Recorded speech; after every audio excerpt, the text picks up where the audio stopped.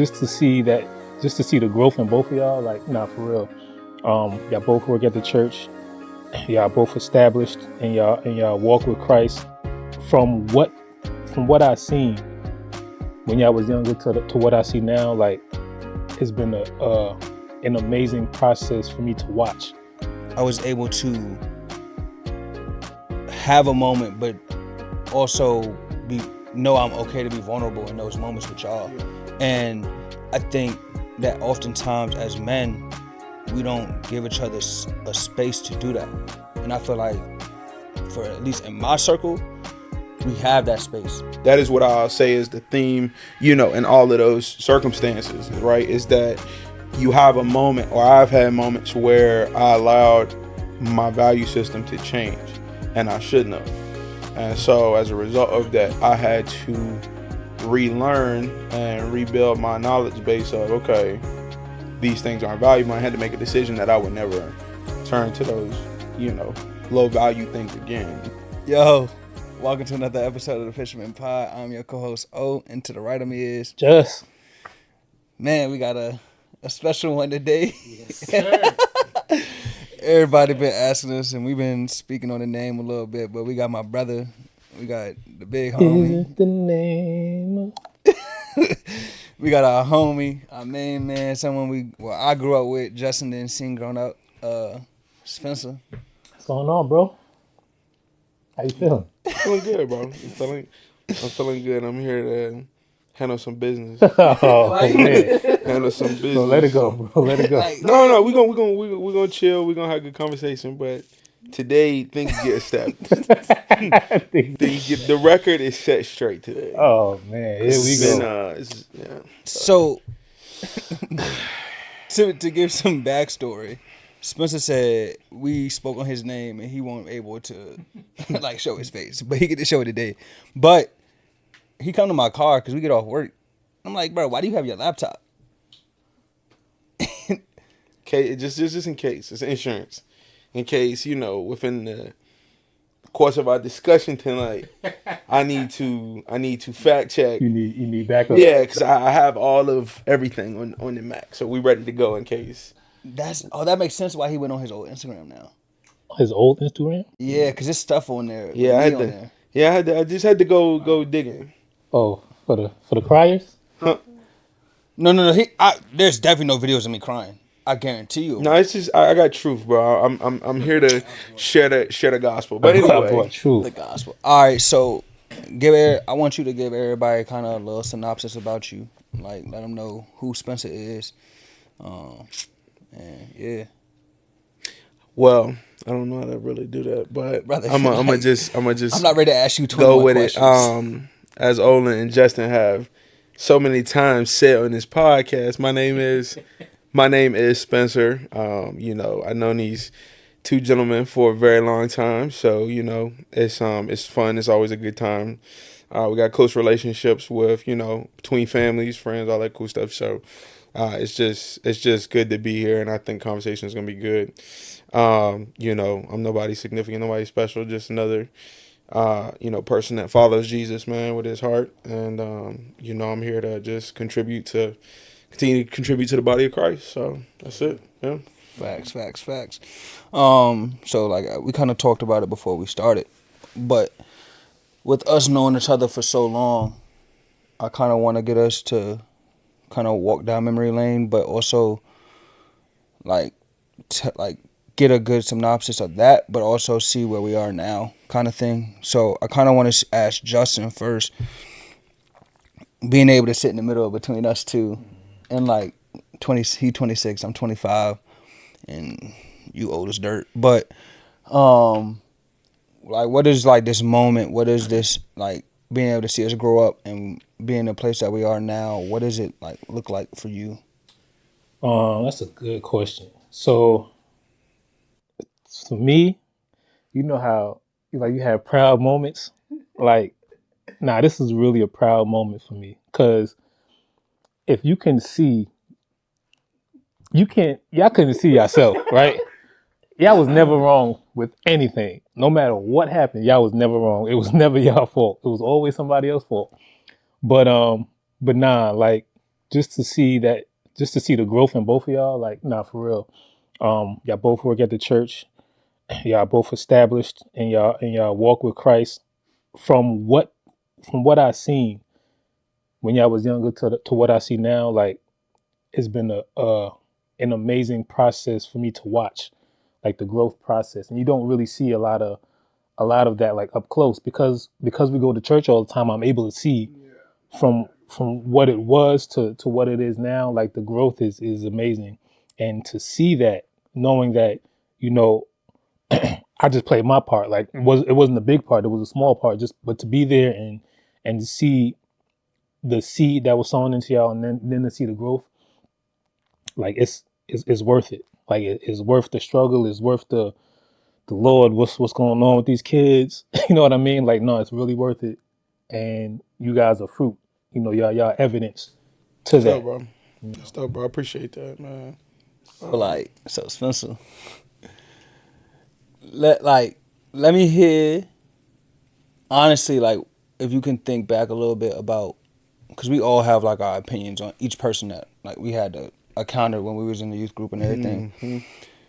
I want to hear, like, what do you think to see how Justin is now? Because like I didn't realize for real until we said something about it like a couple weeks ago. If we do like quick math, we 25, 26. So let's say we first met Justin maybe 12 years ago. He's in his mid to early 30s. And now he's kind of more established, has more kids and stuff like that. What is something that you've seen and you can appreciate from Justin from us growing up to how we are now? I'll just say, like, I think the biggest quality for Just is, consistency. He's one of those guys that, like, although, like, stuff has changed over the years, he's remained, consistent in his aspirations and, just approach to life. I can really say, like, his stepping up to the plate, like, to deal with situation, circumstance, answering questions, perspective, all of it pretty much remains the same, right? It's, word focused. It's, Christ centered. It's kind of staple things that, people say that with time, people change and stuff like that, and although, like I said, changes have occurred in Justin's life, the main things have remained the main things, I guess is what I'm trying to, say, which is very valuable, and obviously I don't know all the ins and outs for his personal life, low moments for him, high moments for him. But, what was, like, what affected me directly, and, like, I got to witness that part remain consistent. And, I appreciate people like Justin who, they stick to the main things. That's always helpful. Yeah. Yep. So, like, looking back on things, like I said, kind of walking down memory lane, and this is like for both of y'all, in a sense, we always have that moment, that switch that kind of was like, all right, I kind of got to figure it out. Because you can kind of see yourself going down a lane, and some people don't figure it out, like, honestly, because it's people that's going to go to hell. It's people that's going to go to heaven. But for y'all, what was it that was like, all right, I need to kind of, like, where I'm going ain't really where I really want to go, and God is really the only answer for me, kind of thing. So, like, where would that moment or that occasion be for y'all? I don't know, man. I mean, I think I could probably speak to a couple, honestly. I've had, several situations and scenarios in life where, I got off course or off, focus, right? You just like a camera, you gotta refocus the picture. So what I will say is the theme throughout all of those is I value other things. I let things of my value system, I let the value system change, right? And so the things that were most valuable became least, held the least value, and things that were of the lesser value ended up becoming the things that I valued the most. And then I soon found out that there was no substance there, right? Because when I went to go to those things that weren't valuable, they weren't able to provide me with what I needed, right? So I had to, refocus the frame, right? Refocus the picture. So That is what I'll say is the theme, you know, in all of those circumstances, right? Is that you have a moment, or I've had moments where I allowed my value system to change, and I shouldn't have. And so as a result of that, I had to relearn and rebuild my knowledge base of, okay, these things aren't valuable. I had to make a decision that I would never turn to those, you know, low value things again. Doesn't mean they don't exist. It just means that I have to exercise self control. I've got to, you know, build my focus. I've got to, you know, check my foundation, et cetera, et cetera. So that's what I'll say about those types of moments. That's good.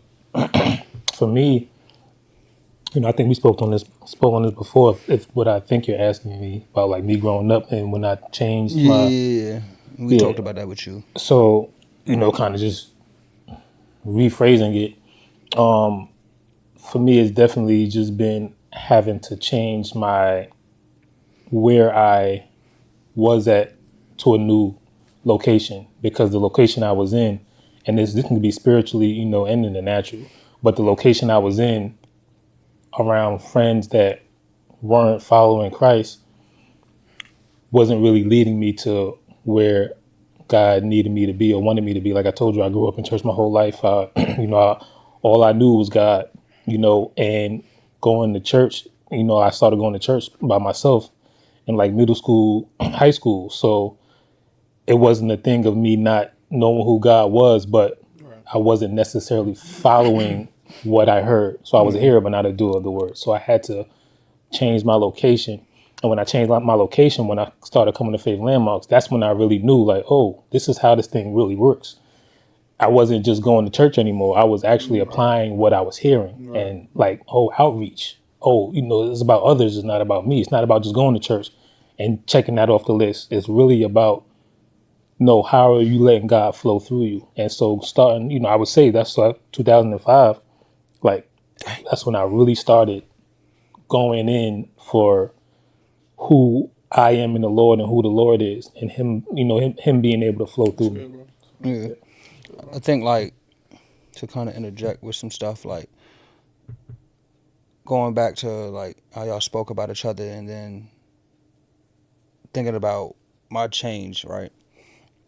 And we've been, like, the last 2 weeks, we talked about kind of, like, relationships thing. And I think the biggest thing, like I always tell both of y'all a lot of times, Spencer and me grew up, like, I can't even remember the first time I can really, like, recollect being around Spencer, but he's always been there. And then Justin, like, when we were just younger, then you was just the one that we picked on and fought and all that different stuff. But like Spencer said, especially with Justin, was consistency. And I think with Spencer, for me, I always tell him is like, bro, I think when we were younger, we bumped heads because we weren't mature enough, and we was always running around doing different things. But now it's like our relationship is consistent in a sense of we've had moments where we've upset each other. And there's very few times that we let that situation sit for a long period of time. So we can sit and talk and bring anything to the table. And I think those are two things where I say help me change. Because everybody already know, like, I done spoke about it on here, like, I went from being a jock, all I care about is football, all I care about is females, drinking, smoking, partying, yada, yada, whatever. But I think that one of the biggest things that changed for me is that my relationships became more vital. And I understood the importance of relationships, and not everybody I don't want to say deserves, but not everybody gets to obtain a true relationship with me. Because just as much as I can pour into somebody else, they pour into me. So I think that would be the change for me, is that I have created a sense of obedience to the Holy Spirit and my everyday walk. Like, and I think it started with my relationships. I think it started with who I allowed to pour their sense into me. It's you either gonna have good or bad. That's just what it is. You either going to heaven or hell. Like, it's just that's just that's the only two options. So I think people like you and Spence, y'all poured into me, and even in the times of, like, you might not have known as much but I guarantee Spencer knew. Like when we was in college, like Spencer was already on the trajectory of like change. Cause I remember for sure like that Puerto Rico trip. Everything kind of that was like sophomore, junior year, and everything of high school. Yeah, like and everything kind of changed for him. Whereas like I was still there, but not all the way there. Like no, I knew. Like I knew. Like yeah, I seen it. But like when I was in college, nobody knew what was going on with me. But Spencer and me talked all the time, and it was like Spencer would talk to the girls I was hanging out with, like so he knew. And it was like the one thing I can appreciate of it is that a lot of times you hear like we talk Christians judge. But I'm not even gonna lie, Spencer done seen a lot of the worst that nobody has seen. Other than my family, and Spencer has always held it down. He's always been there. He's always like loved me no matter what. He's talked to me and corrected me when I needed to be corrected. And we done bumped heads, we done argued, we didn't have some like heated conversation, but because we know that's out of love and that it's out of wanting to see each other grow, I think our relationship and we've been able to like enjoy the moment of actually growth. Like we always come back and look and be like, dang, bro, like we really doing this right now. Like, and we can be like, I can appreciate the moment because one, I'm doing it in Christ, but now I get to do it with somebody I say is really my brother. Like in a natural sense, like we didn't lost family, we didn't lost friends. Like I tell people all the time, like it was like four of us. Like that always was running around, always doing something. And it's only me and him for that's really that kick it and doing everything that the Lord wants us to do.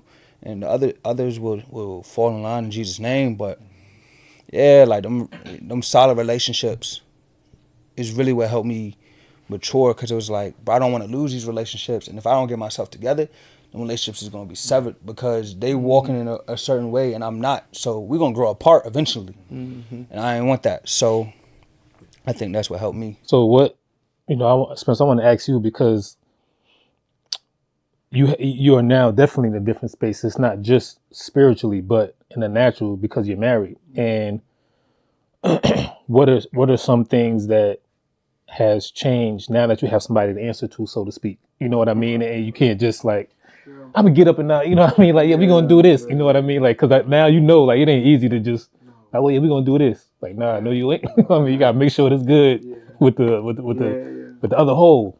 Right. I mean, I guess, bro, like I think about that a lot. I think that being married has taught me the value of consideration. Like, I think that's the summary of my married book of marriage, chapter 2, right? Like, is the value of considering other people. I think that, growing up, I mean, you're taught to be considerate, but I don't know if there's a way to express true consideration other than learning what that means from a marriage covenant, right? Like I think it's two different experiences. Being taught as a young child, consider your neighbor, or consider this person, etc. Like that's one thing, but then like you said, like being married, like you have to really learn what consideration is, and that when you are truly considering the other person, how much it means to them, but also how much it affects your relationship. I mean, what it's like when you're not considerate and what negative effect it has. And, yeah, you just learn. And then the beautiful thing though is that what you learn from that is totally transferable to your relationships with other people though.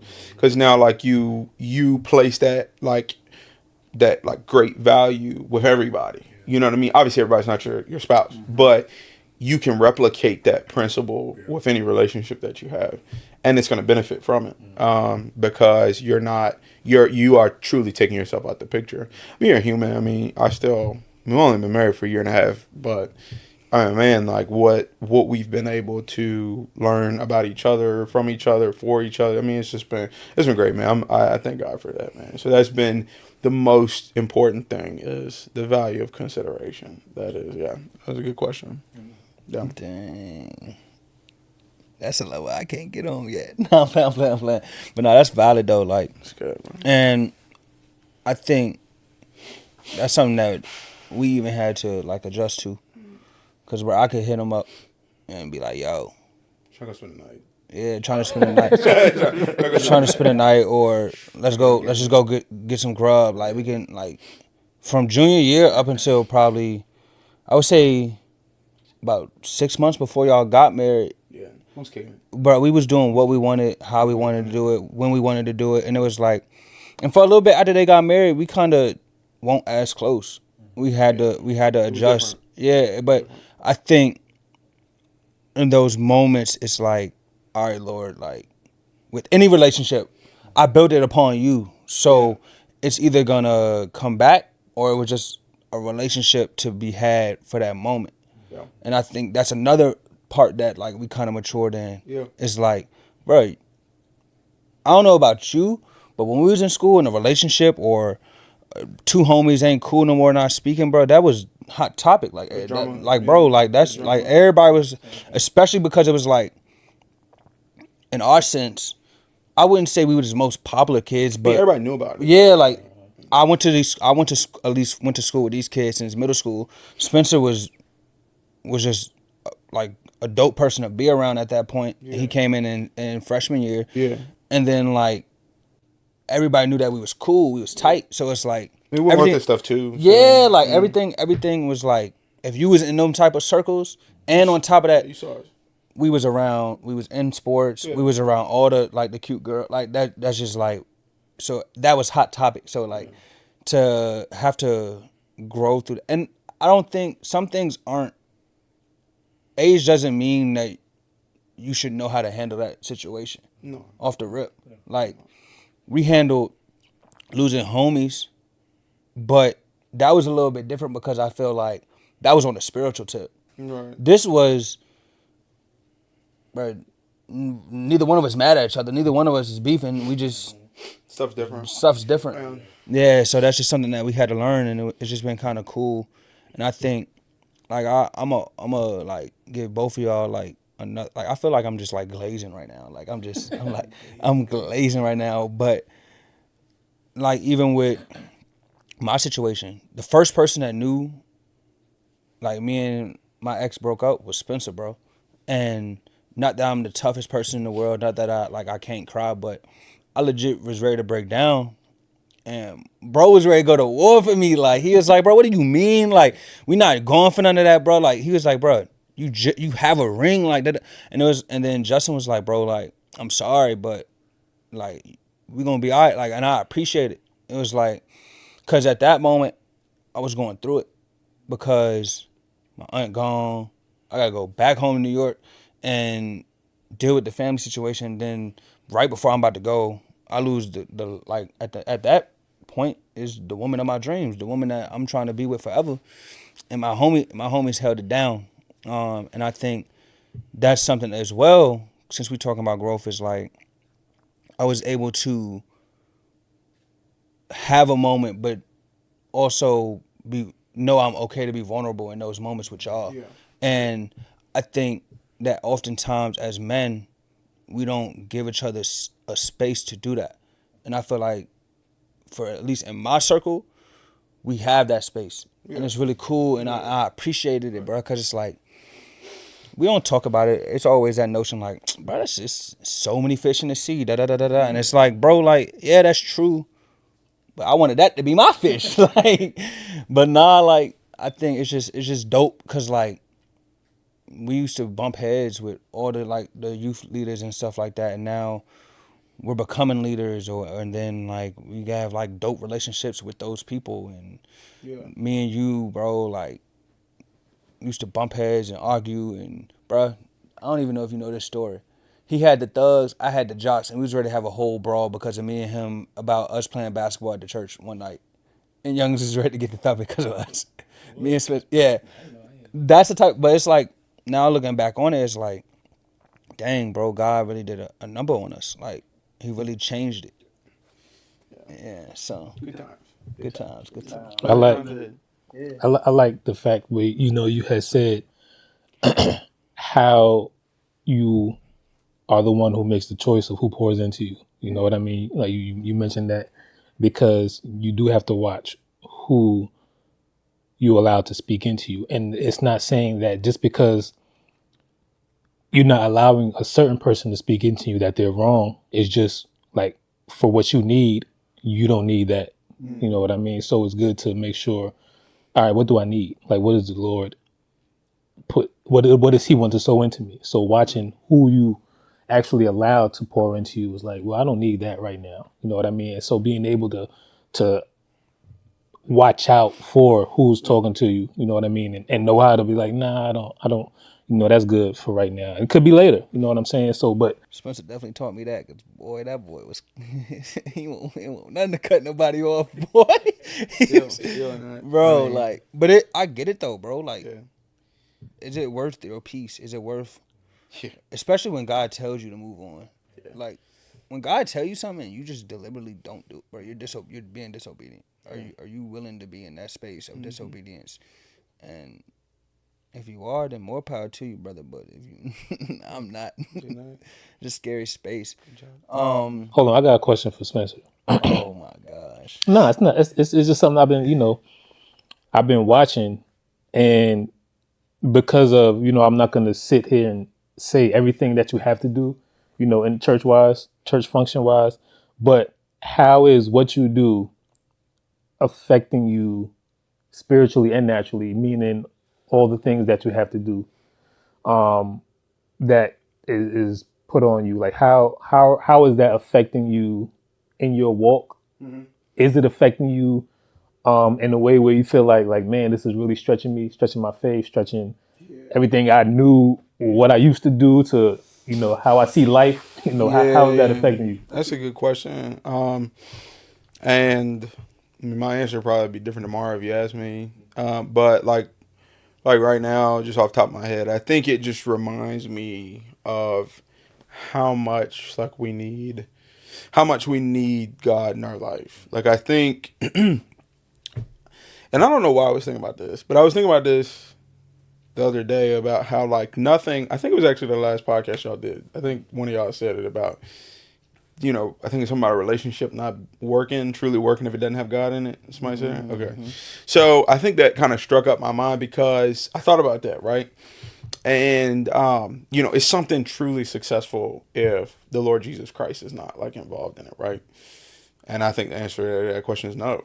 You know, you can't have success, you can't have victory without Christ. So, I think that when you're met regularly with the human insufficiencies, the insufficiencies of humanity, you have a choice to lean on the supernatural provision from the Lord and the grace.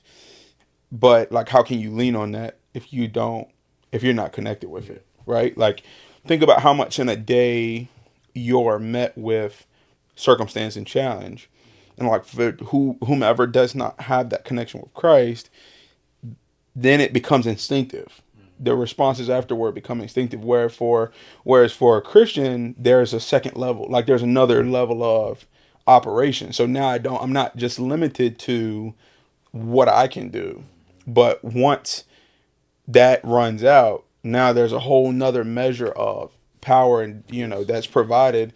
Then it can get to a point for a Christian to where now they're fully operating in grace, and the point of which is how it's designed to be, right? And themselves is completely taken out the picture, and now you're just flowing in God's grace, and you're not really worried or, you know, tripped up about stuff as much. And if you do find yourself tripped up about it, you're reminded that God's grace is here and he's going to give me what I need to take care of what I need to take care of, right? So I think that's been a, you know, reminder as of late, is that, you know, and we might get into this a little bit later, but I mean, how much you need, like, Christ. Like, you can't go without that. It's like, almost the idea of that is almost like living life without eating food. Like, how quickly would life come to an end if there was no nutrients at all? It's kind of like, I guess, my answer to that.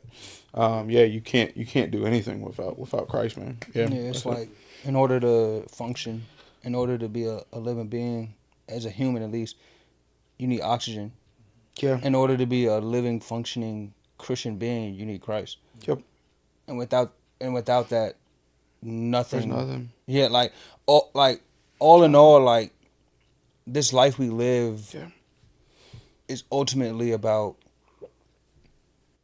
where is our soul and like, where are we going? Like, there is life to be, like, something's gonna happen. Like, you don't just go in the dirt and your eyes close and you just never wake up. Like, brother, you're either gonna be tormented for the rest of your life, or you're gonna be in glory for the rest of your life. And without Christ, There's nothing. there is nothing. And then I've gotten to a point. I tell me and my dad will talk and have like kind of checkups, and I have grown in the last like couple years to realize, and I tell God all the time, like, Lord, I'm nothing without you. I'm complete and utterly nothing. Like, I am so lost without you. But with you, I am the righteousness of Christ. Yeah. I'm in the righteousness of God through Christ Jesus. I'm ahead and not the tail. Like, I know who I am with you, but without you, and it showed in my life, and it shows when I'm having moments where it's like trying to do things on my own, where it's like, dang, like, life, we be saying life be lifing, but bro, without God, it's literally hell on earth. Like, I feel like I'm going through the worst time of my life, and it just be like a train coming full speed at me. And like he said, you just need Christ. And if you don't have him, brother, hit us up. Let's try to get to him. Find something. Like, life is so much sweeter, bro. It's so much sweeter. And to kind of get like the big kicker for this episode, if you could go back and have a conversation with yourself and truly just like be like, tell yourself to do certain things or realize something, what would it be?